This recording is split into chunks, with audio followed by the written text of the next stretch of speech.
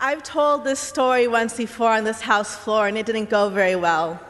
In fact, I cried for like a week after, and I'm going to try really hard not to cry today. You know, many of you know, because some of you are my dear friends, that I'm a survivor of sexual assault. And I don't talk about that a lot. It's a very painful part of my past. And I don't like to share it with y'all because I don't like to be so vulnerable on this floor, because we have to fight really hard to be taken seriously. But I'm telling you my story today because I became a legislator to make sure that other women and children never have to go through what I went through. I became a legislator to fight for the most vulnerable people.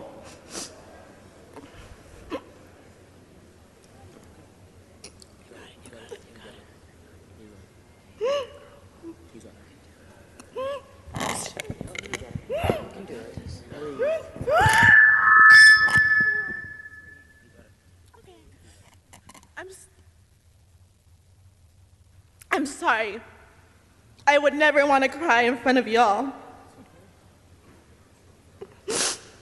But we aren't trying to exaggerate when we say that the people in the shadows will be in the shadows more. We aren't exaggerating when we say that the people who will be empowered by by this amendment will be the criminals. We aren't exaggerating. Thanks, everyone. We aren't exaggerating when we say the people who will feel the biggest effects of this are the most vulnerable, are the women and the children who are survivors of sexual assault, of rape, human traffickers, the people who will feel the disconnect from law enforcement, the people who are supposed to make them safe. We have passed so many pieces of legislation on this floor to protect women and children. We all stood up here and protected children in the CPS system.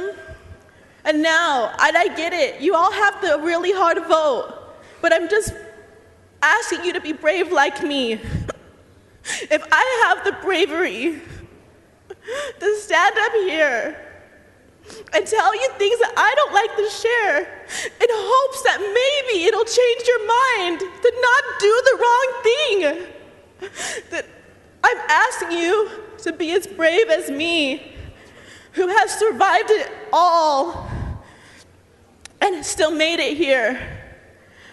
I know it'll be hard sometimes back in your campaigns, and I get that political reality. But let me tell you this, it's harder sometimes to be a survivor. It's harder to know that the women and children who are going to be affected by this will feel disconnected from law enforcement.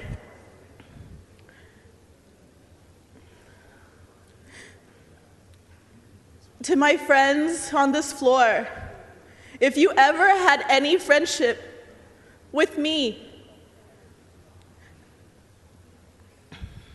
then this is the vote that measures that friendship. That you can vote for this amendment, then you think it's okay for women, for children, not to be able to go into law enforcement and be protected in their most vulnerable time in their lives, that you're willing to take that risk, then I hope you never talk to me again, because this is people's lives. Thank you.